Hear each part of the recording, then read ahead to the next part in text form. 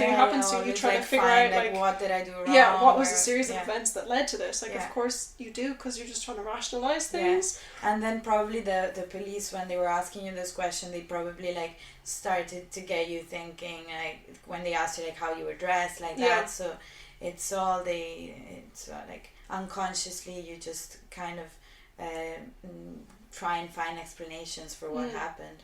Yeah, for sure. But yeah, it was just, it kind of ruined Berlin for me. Like, I've never been back. Did it, like, hit you later, like you were saying? Because at the beginning you weren't reacting like your friend, but then... Yeah, it was just... Yeah, it was as soon as I realised, like, oh, I'm going to have to, like, call my mum. It was just, like, waterworks were just... Yeah. You know, I just kind of got really, really upset then. And then kind of afterwards, it wasn't too bad. But then it was, like, other people that were also kind of doing the same route as us. Like, friends would have heard about it. And then, you know, people were like, oh, my God, we heard what happened. Like, are you okay? Or, like, what happened? You know? And then it was kind of... It was, like, brought back up the whole holiday. Yeah. So, it was just kind of... Yeah, I mean, but, like, it didn't ruin the trip. Like, I have such fond memories of, like, that whole Interrail experience. Like, it was so much fun. It was just kind of, like... Yeah. And, like, the weather was shit, too, in Berlin. So it was just the whole time. It was just... I just had, bad experience in that city. Because it disrupted plans, too. Like, we didn't really know what to do with ourselves then. And then it was like, okay, well, now we have to, like, move all our stuff. And, when we went back up to the room, the guy who had, like, been friends with him or, like, I don't know, was tagging along with him, he was like, I'm so sorry that happened, like, that, you know, that was really weird, or, like, he's not that, you know, I didn't think he was that kind of person, or, just very, like, confused and, like, just... I guess, I don't know, he seemed, like, sincere and sorry. Had you seen the episode, or it was just your friend? I think so, because, like, he was either beneath me or the one over, and, like, I keep thinking about, like, it's so weird, or no, it is weird, that, like, he did it in broad daylight, but, like, when I kind of, like, try and think about it, like, psychologically, you know, it's like, it's the thrill of getting caught. It's that, like, you know, at any moment, like, someone could see me. And I think, like, for some people, if you have that sort of, like, sexual fantasy, like, it does turn you on. The thought of, like, being in an open space with lots of people, anyone around who could see you at any moment. And it's like, it's like the thrill of, like, doing it in a public area. But I also think the men sometimes are so sure of getting away with these things that they don't even, like, also the old man handing you the letter, like, he did it with such, like, here's a letter again. And this guy in broad daylight, I think that they're so sure of the fact that they can do whatever they want, and they're probably gonna get away with it most of the time. So I think it could be like a combination of these two things. So he absolutely didn't care about it being in broad daylight. Yeah. And I guess, like, it's one of the stories where, like, something did actually happen. You know, the way in a lot of cases, say with something like rape, and a girl goes to report it, you know, it's not... and, like, it's very rare that it does get reported, and then even more rare that, like, something actually happens, and that someone's, like, you know, persecuted or gets, you know, charged with anything. And I guess, in my case, like, in both cases, you know, I informed someone and, like, they believed me, and the police were called, and, you know, he was taken away, and there was, like, an action, like, put in place that then, like, protected me, and, like, you know, everyone around me, also because they saw it happening, and, like, there was, like, recorded proof of it, and I guess that was, like, very helpful in a way. Like, I've never watched that video. I couldn't bring myself to watch it, because then it would be, like, absolutely re-traumatized. But, like, in an even more real way, because then it's like an out of body experience that I could see him touching me. Yeah, you don't remember that. Because like literally, it's literally as if someone just, like, poked the inside of my leg. So bizarre.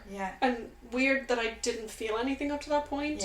Because I didn't think I was, like, a particularly heavy sleeper. the alcohol did not Yeah. help. But yeah, at least in my case, like, there was something done about it. That's the only thing that, like, makes me feel okay about it. Yeah. And that they were so swift to act. There was no questions asked. They were just like, okay, we're calling the police. Okay. And it was just like, wow, you know, like, thank you for doing that. And kind of, you know, we didn't ask them to tell, you know, the other hotels. We didn't ask for any of that. We just wanted our money back, and we just wanted to leave. So I feel like they did a good job in responding anyway. Yeah. Which not everyone can say. Yeah, I agree. Still, I think that if among the police there should be some people who, if they were a female gender, even better, but who are experts in dealing with sexual harassment cases, because I feel that the normal regular policemen don't have the sensibility to like there should be like a team of, so like some who are gonna arrest the guy and then a person who's gonna deal with the victim, because all those questions, just it's really a high risk of you just keeping on re-traumatizing, I don't know if that's the word, the experience. So yeah, for sure. And I definitely think there needs to be a sensitivity about how you ask victims questions. And to remind them that, like, you know, everyone believes you, like, you know, what you experienced was valid, and it's, you know, it's okay, and something's going to be done about it, and, like, it's not, because the thing that bugs me about, like, sexual assault and, like, kind of more extreme cases, it's like one of the only situations where it's like the victim's job to prove something has happened. And I remember someone gave an example, and it was like, you know, if someone broke into your store and, like, you know, vandalized and stole things, like, why would you ask the shopkeeper, like, you know, it's like, why would you ask the shopkeeper, oh, well, did you lock the door? Did you put a closed sign up? Like, did you turn off the lights? It's like, you didn't ask to be robbed. Like, someone just came in and, like, destroyed things. Like, why is it the shopkeeper's duty to, like, prove that this has happened and that he's not making it up?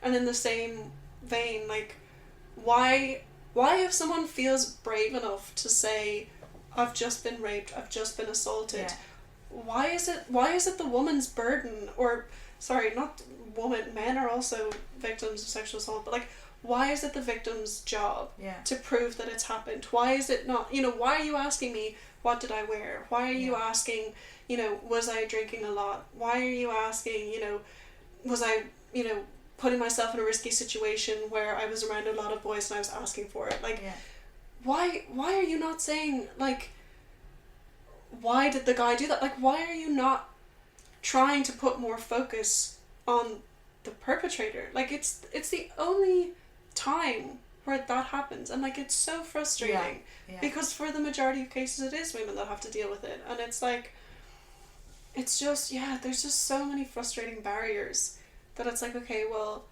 if I speak up, I'm gonna have people saying, oh, she's making it up.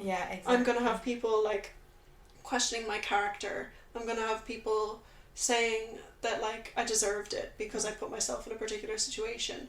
Like, I don't put on clothes for other people. If it makes me look good and it makes me feel confident, then I'm gonna do that. And then, you know, if something happens to me, then do I blame myself? Like, no, of course you don't. Like, it's just, it makes me really angry. And then I was kind of wondering, like, why was the police officer asking me what I was wearing? I was like, does it matter? Like, someone's just assaulted me.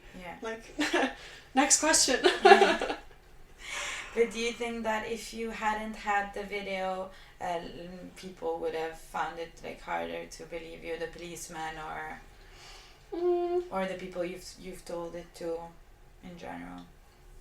I don't know, because I don't think we showed the, like, reception the video. I think it was just that it was like, oh, well, we have the video, we can show the police. Okay, yeah. But yeah, I mean, I wonder, like, I hope they would, especially just because, like, you know, we were all crying and, like, everyone was kind of, like, you know, upset and a bit, like, anxious and scared. So it was like, why would you do that? Like, exactly. just to, like, cause a I problem or get someone arrested? Exactly. Like, why? Why would I put myself through, like, this crying and being desperate just to make up something? Like, hello? So, yeah, I find it sometimes it's just, like, the fact that women aren't believed is just, it kills me inside. Mm-hmm. Yeah, so this story was really, really terrible. I'm so sorry about that one too. I mean, it was a while ago now. Like, there was a time where, I don't know if it was PTSD, but, like, I would just kind of, there'd be times where it just, like, pop up, like, randomly. It would be like, hey, do you remember that time in Berlin? And, you know, it would just be at any point of the day, and I would just be like, oh, I feel pretty good right now. And then it's just like, hey, remember that time? And then I'm like, oh, shit, like, now I feel weird again. But like in a similar way, like when I was talking about, you know, what, you know, when people ask, like, what were you wearing, that kind of thing. There are some times, like, when I go out, or, like, you know, say if I'm, like, dressing up for whatever occasion, if it's, like, dinner or, like, drinks with friends, and like, there are times when I feel like, okay, I'm feeling confident, like, you know, if you've got it, flaunt it, like, you know, I want to wear a low-cut top because I feel good today, and I want to, like, you know, like, show off my good features, and then I'll notice, like, people are, like, looking at my chest, or, like, I'll, like, see their gaze, like, go up and down, and, like, it's a very subtle thing, but it makes me so uncomfortable, and then I feel naked, and I'm like, fuck's sake, like, I wanted to wear this to feel confident, and now, like, I want to cover up because I'm like, I'm really conscious that, like, you keep looking at my boobs, and I'm like, they're just boobs, like, they're just pieces of flesh, like, why?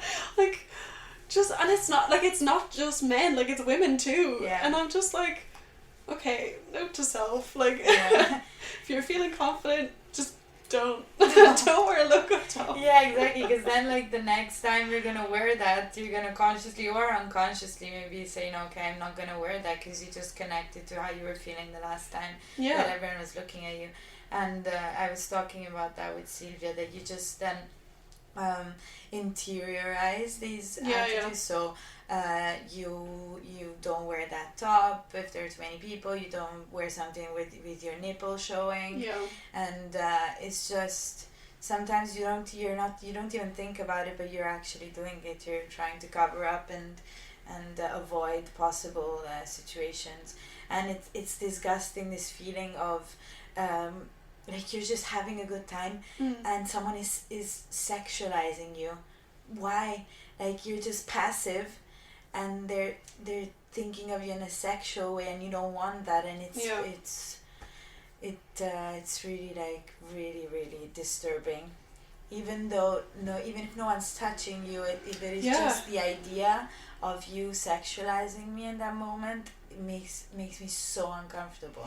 Yeah, I think I forget about that sometimes. Like, I mean, way back when, you know, before COVID and all this, like, when we would go out to nightclubs and stuff, like, in my head, like, the idea of going to a nightclub is, like, super fun, and then I get there and it's like guys just coming up to talk to me, and it's like they won't take no for an answer, or they're like, they have their hand around your waist, or they're like standing just a little bit too close, and it's just like, ew, like, I'm so uncomfortable, and all I wanted to do was, like, hang out with my friends. And I hate this dynamic of, like, if a guy comes up to talk to me on a night out, there's never, like, a good time to say, like, no, sorry, I'm not interested, or, like, you know, it's like, okay, well, you know, no, like, very, very infrequently will it happen where a boy is only coming up to you just to be your friend. Okay? And I hate this dynamic, because it's like, okay, well, I have to sort of entertain them for, like, a minute to be polite and just, like, talk to them before saying, like, no thank you. But, like, if you bring it up, like, too quickly, they're like, whoa, like, relax.